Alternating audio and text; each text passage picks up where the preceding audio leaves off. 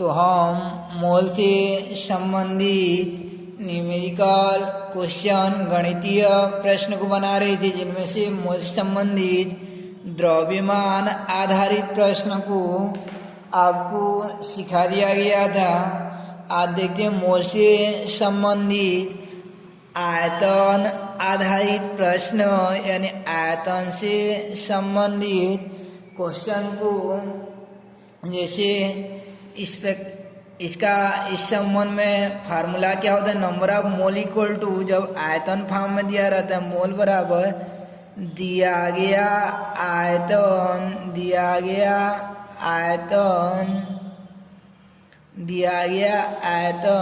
बटे हो जाता है आपका दिया गया आयतन बटे 22.4, यानी 22.4 से भाग देते हैं। तो अब प्रश्न हम लोग देखते हैं। जैसे क्वेश्चन रहेगा आपका कि 1.12 लीटर SO2 को मोल में परिवर्तित कीजिए। इस प्रकार से प्रश्न रहेगा आपका कि 1.12 लीटर SO2 को मोल में परिवर्तित कीजिए। तो हल इस प्रकार से आपका क्वेश्चन रहेगा। अब इसको कैसे बनाएंगे हम लोग, दिया गया आयतन means given volume equal to दिया गया आयतन बराबर हो जाता है आपका दिया गया आयतन बराबर 1.12 लीटर 1.12 लीटर हो जाएगा दिया गया आयतन बराबर। अब फार्मूला अप्लाई करते हैं, यहाँ पे मोलर मास निकालना नहीं पड़ेगा, डायरेक्ट सूत्र लिखते हैं हम लोग। मोल बराबर हो जाता है आपका मोल बराबर दिया गया आयतन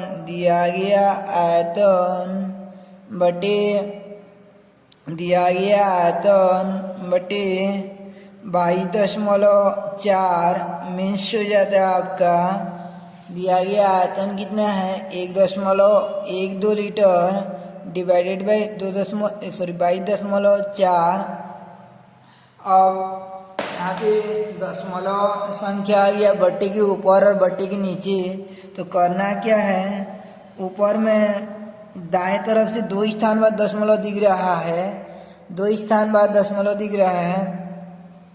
तो अगर ऊपर में दशमलव दिखे तो नीचे में उसका डालेंगे हम लोग। तो ये 112 बटे 2 स्थान बाद इकाई तरफ से देखते हैं, 2 स्थान बाद दशमलव है तो 112/100 कर देते हैं। और अगर नीचे में दशमलव दिखता है तो उसको ऊपर में डालते हैं। ऊपर में कितना दिखाई दे रहा है, यानी नीचे में कितना स्थान बाद दशमलव, राइट हैंड साइड से 1 स्थान बाद, तो ऊपर में 10 डालेंगे। 2 स्थान बाद दशमलव रहता है तो 100 डालते, 3 स्थान बाद दशमलव रहता तो 1000 डालते हैं। 10 बटे, अब इसको लिख देते हैं 2 2 4। ऊपर वाला दशमलव के लिए नीचे में लिखते हैं, नीचे वाला दशमलव के लिए ऊपर में लिखते हैं। अब ये 0 0 कट जाएगा और 112 दूनी 224 हो जाएगा। तो ये 1 बटे यहाँ 10 बचेगा, गुणा यहाँ 2 बच जाएगा। अब इसको 1 बटे 2 गुणा 10 यानी 20 हो जाएगा। अब 20 को भाग देंगे हम लोग तो आएगा, आप लोग भाग देना 0.05 आ जाएगा। यानी इसका आंसर जो कितना आ जाएगा 0.05। 1/20 को ऐसे भाग दोगे आप लोग तो ये आएगा आपका, एक अंदर में रहेगा, 20 शून्य 0 हो जाएगा। अब दशमलव लगाएंगे तो फिर 20 शून्य 0 हो जाएगा और 20 पंचे 100 यानी 0.05 हो जाता है। तो इस प्रकार आयतन आधारित प्रश्न हो जाता है, यानी कितना हो जाएगा 0.05 हो जाता है। तो इस प्रकार क्वेश्चन था आपका कि 1.12 लीटर SO2 को मोल में परिवर्तित कीजिए। तो दिया गया आयतन बराबर 1.2 लीटर, क्योंकि मोल बराबर गिवन वॉल्यूम बाय 22.4 यानी 1.12/22.4। अब इनको भाग देंगे तो आ जाता है आपका, गुणा भाग करोगे तो लास्ट में मिल जाता है 0.05। अब अगला क्वेश्चन देखते हैं हम लोग कि अगला कण पर आधारित प्रश्न रहेगा। तो कण पर आधारित प्रश्न के लिए मोल बराबर क्या सूत्र हो जाता है? मोल बराबर सूत्र होता है आपका, मोल इक्वल देन हो जाता है मोल बराबर दिया गया कणों की संख्या, दिया गया कणों की संख्या डिवाइडेड बाय हो जाता है 6.23 इंटू 10⁻23। अब क्वेश्चन जैसे रहेगा ये कि इस प्रकार से प्रश्न रहेगा कि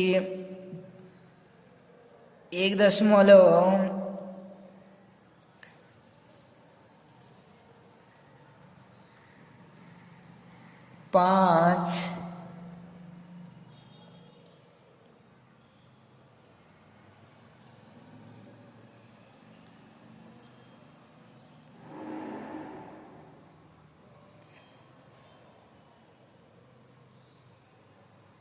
0.5 को मोल में परिवर्तित कीजिए।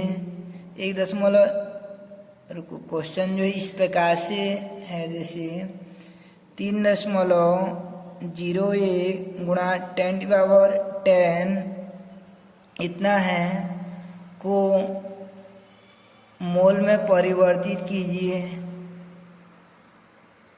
कण को मोल में परिवर्तित कीजिए, ये प्रश्न है आपका। 3.01 गुणा 10⁻10 कण को मोल में परिवर्तित कीजिए। तो कैसे बनाएंगे हम लोग? हल दिया गया कणों की संख्या, दिया गया कणों की संख्या बराबर हो जाता है आपका 3.01 इंटू 10⁻10 हो जाता है। अब फार्मूला अप्लाई करते हैं, जो कि नंबर ऑफ मोल यानी मोल बराबर सूत्र हो जाता है आपका कि दिया गया कणों की संख्या, दिया गया कणों की संख्या डिवाइडेड बाय हो जाता है आपका 6.023 गुणा 10⁻23। तो याद रखे रहना, यहाँ पे दशमलव के बाद 6.023 होता है। 3 को न्यूमेरिकल क्वेश्चन बनाते समय नहीं लिखा जाता है। तो दिया गया कणों की संख्या बराबर था आपका 3.01 गुणा 10⁻10 बटे यहाँ पे हो जाता है 6.02 गुणा 10⁻23। अब संख्या वाला को संख्या से भाग देंगे और दशमलव वाला को दशमलव से मिस हो जाएगा आपका 3.01 बटे 6.02 गुणा 10⁻10 और -23 हो जाएगा। अब याद रखना समान इनको लिख सकते हैं हम लोग 301/100 गुणा इसको लिख सकते हैं 100/602 गुणा 10⁻10 कितना हो जाएगा -13। अब इनको कटाएंगे तो ये 100 कट जाएगा, यानी 301 कितना बचेगा 602 इंटू 10⁻13 यानी 1 कट जाएगा आपका। तो ये हो जाएगा 1/2 गुणा 10⁻13 यानी इसको लिख सकते हैं 0.5 गुणा 10⁻13। इतना आंसर हो जाएगा आपका। जितना कण दिया रहेगा उसको किससे भाग देते हैं 6.023 में 3 को छोड़ दिया जाता है गुणा 10⁻23 से भाग दिया जाता है। तो इस प्रकार ये था आपका कण आधारित क्वेश्चन हो जाता है। तो इस प्रकार से ये था आपका मोल व मोल से संबंधित न्यूमेरिकल क्वेश्चन कि किस प्रकार से मोल आधारित प्रश्नों को बनाया जाता है। तो कल देखे थे हम लोग स्टार्टिंग से मोल से तात्पर्य होता है 6.023 कणों का समूह या 22.4 लीटर आयतन या इकाई ग्राम अणुभार से मोल बराबर सूत्र हो जाए दिया गया भार बटे अणुभार या दिया गया आयतन बटे 22.4 या दिया गया कणों की संख्या बटे 6.023 इस प्रकार से ये आप लोग फेयर कॉपी में एक ठो द्रव्यमान वाला क्वेश्चन बनाओगे और एक ठो जो है यानी एक क्वेश्चन जो है आप लोग ऐसे लीटर से संबंधित यानी आयतन से संबंधित और एक क्वेश्चन कण से संबंधित बनाओगे। 3 क्वेश्चन बनाना है। उसके बाद जो है प्रारंभ करते हैं। आज हम लोग मोल के बाद जो है एवोगैड्रो संकल्पना यानी एवोगैड्रो नामक एक वैज्ञानिक ने क्या अवधारणा बताया, एवोगैड्रो नियम या एवोगैड्रो संकल्पना। तो इन्होंने क्या किया, एवोगैड्रो संकल्पना या एवोगैड्रो नियम को समझने के लिए हम अलग 3 आयतन यानी 3 बर्तन जैसे लेते हैं और तीनों का समान आयतन लेते हैं, यानी समान आयतन लेते हैं।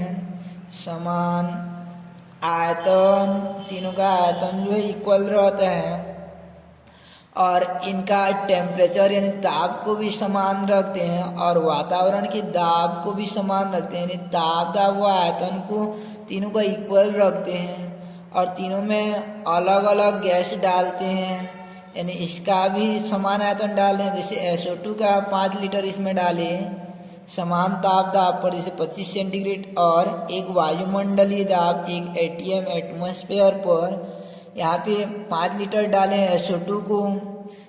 यहाँ पर भी दूसरा में क्या करेंगे, वही 25 सेंटीग्रेड ताप व एक वायुमंडलीय दाब पर हाइड्रोजन गैस डाल देते हैं, यानी वही हाइड्रोजन गैस का 5 लीटर डाल देते हैं। समान आयतन डाल दें सब में, यहाँ 5 लीटर यहाँ 5 लीटर, यहाँ SO2 डाल देते हैं यहाँ H2 डाल देते हैं। यहाँ पे उतना ताप दाब वही 25 सेंटीग्रेड ताप एक वायुमंडलीय दाब पर 5 लीटर जो है यानी 5 लीटर आपका नाइट्रोजन गैस डाल देते हैं। तीनों में अलग अलग गैस डाले हैं, बशर्ते समान क्या किए हैं कि उनका आयतन ताप व दाब को समान रखे हैं।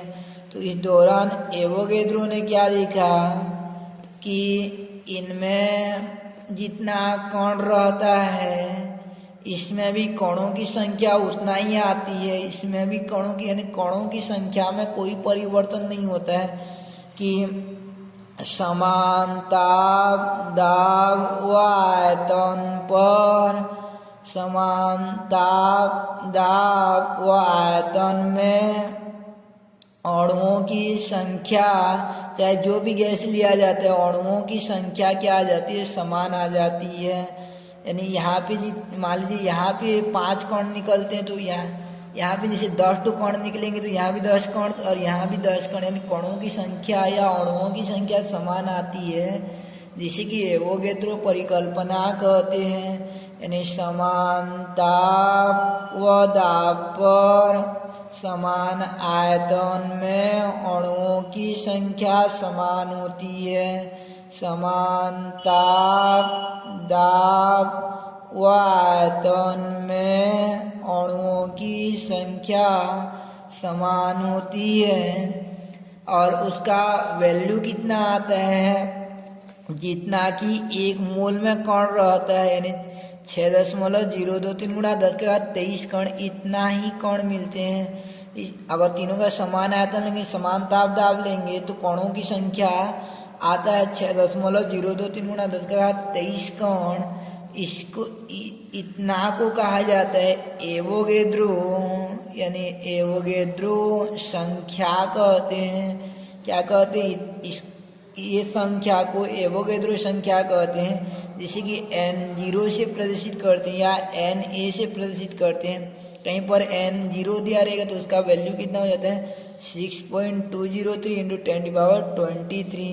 तो इस प्रकार से एवोगैड्रो ने क्या बताया आपको कि समान एवोगैड्रो परिकल्पना या एवोगैड्रो नियम क्या हो जाता है, समानता व दाब पर समान आयतन में अणुओं की संख्या समान होती है, जिसका मान 6.023 गुणा 10⁻23 होती है। इसे कि एवोगैड्रो नियम या एवोगैड्रो संकल्पना कहते हैं। तथा नोट्स में याद रखिएगा कि 6.023 गुणा 10⁻23 कणों यानी को एवोगैड्रो संख्या कहते हैं, यानी 8 डिजिट को एवोगैड्रो संख्या कहा जाता है, जिसे कि n या n0 से या na से प्रदर्शित करते हैं। कल पढ़ेंगे हम लोग वाष्प घनत्व व वाष्प घनत्व तथा अणुभार में संबंध क्या होता है, वाष्प घनत्व व वाष्प घनत्व तथा अणुभार में संबंध। तो ये था मोल व मोल संकल्प।